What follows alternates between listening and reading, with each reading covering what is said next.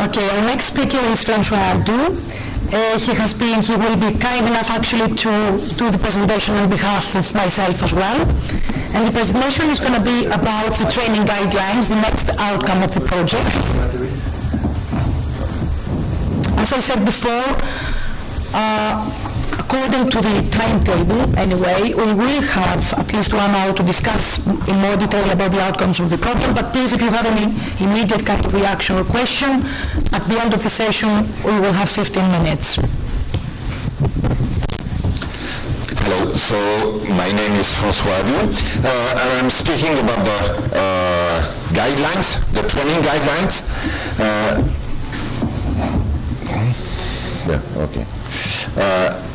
It's a group of stakeholders which was presented to you a few minutes ago, so I will go through that.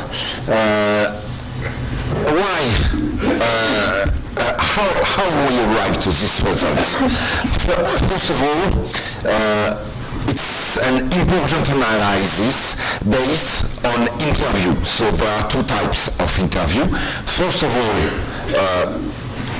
a grid that can be filled in by professional, and also direct interview, and that represents hundreds of interviews all over Europe in the countries of the partnership, but also some contacts with other stakeholders outside of the participant countries.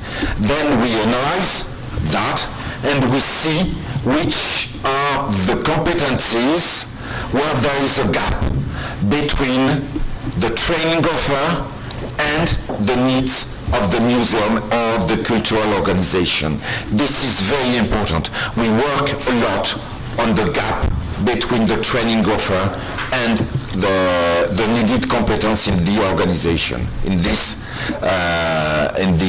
topic, also the level.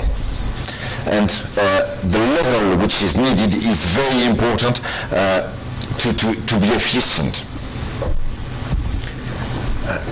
Again, just one word about the difference about role profiles and job profiles. I will take an image, a small company, not in the cultural area. She wants to have a website. So she recruits someone to design the website. It's a small company, it's not a big one. So she will recruit someone which will act as a web designer. And when the website is open, the company will ask the web designer to manage it. So the web designer is now a webmaster. And to be a good webmaster, he needs to be a good web marketer and a good community manager. So in few minutes, we say 4 different functions, 4 different roles, which are, in fact, in this case, the same job. They are different parts of the same job. So each company, each organization make a mix of different functions to be applied to a job in this organization. So we cannot speak about job in general. I would say that most of some of those jobs will be done by professionals which have a diploma of curators. Even they are community manager. Even they act as community manager, they can be curator. It is the case in many different museums all over Europe, and this is very important.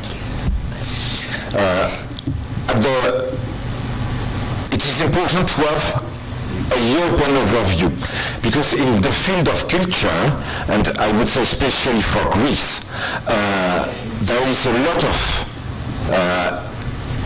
people which are coming from Greece to another country, and in the other way also. You are welcoming professional trainers, trainees, students from all over the world to come here to analyze archaeology and the culture. So you need to have a view and to have common tools to analyze the competencies of people. So for that there are 2 tools at European level which are very important. The first one is the European Qualification Framework, which is an evolution from the Bloom taxonomy that trainers know very well, but it was issued by the European stakeholders to simplify the approach of the Bloom taxonomy, which is quite difficult for non-very specific researcher. And it has 8 levels, where the difference between the levels is mainly on the autonomy. Because what is new in the approach of the European Qualification Framework is not the knowledge, it is part of the qualification, of course, but how the knowledge is applied in the organization to deliver tasks. And the evaluation is done simply at the end of a training session or at the time of an evaluation. Is the learner able to do something? And can he do it with a very strict instruction, application of strict instruction, or does he have more autonomy, more overview, or perhaps at the highest of the level, he will be a trainer for the others? And that's the approach of the European Qualification Framework. So it was declined into specific e-competencies in the e-competencies framework.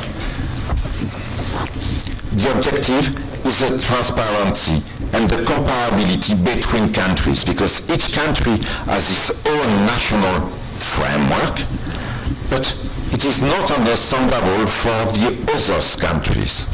So we work for something which can be clear and transparent and comparable for all over Europe, Greece and the other countries. So when we issue the profiles, we call that European Specialist Profile, and of course it is in line at the same time with European Qualification Framework and the e-competence framework. It is methodologies that have been developed by the eCult Observatory, which is a network of around 20 countries cooperating on analyzing the right competencies and the gap between competencies and trainings. So the profiles have been defined with the e-competence framework profile approach, and the e-competence framework will become an official European norm in next year. So it is very important to be aware of that, because it will be an official framework to analyze ICT jobs all over Europe. So the training guidelines have different topics and different targets to support training organization, to train professionals, but they are also very useful for students to assess themselves, for job seekers to make a self-assessment against the competencies which are needed in the field, and to be identified to need the need they cannot fulfill at the moment, and to search for complementary trainings or experience, just to comply with the job market needs, because the objective is the job market needs, and to be able to profess and to excel in the companies and in the organizations. The main approach is about the learning outcomes. It's not a barbarian word.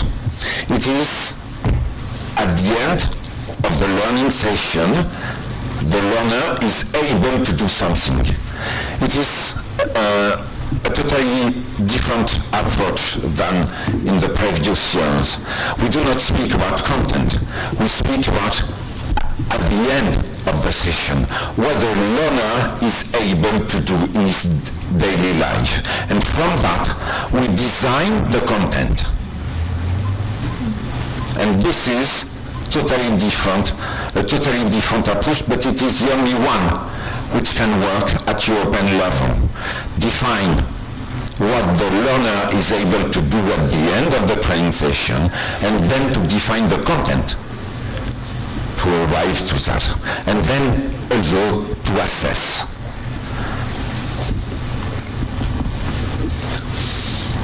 Of course, the learning outcomes are grouped in learning units,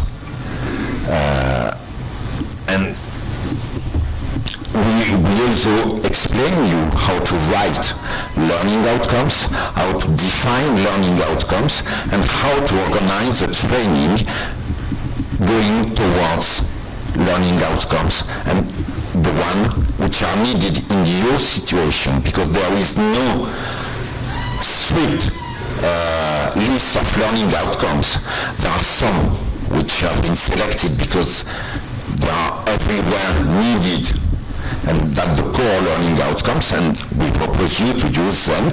But in your situation, in your organization, in your museum, you can add the learning outcomes which are needed in your situation. So, thank you for your attention, and of course the eCult Observatory, you will find all the issues of the project, and the learning outcomes are not totally finished, but it will be, we discussed a lot yesterday, so of final modification, just the final touch, and I hope that in a few days it will be available. Thank you.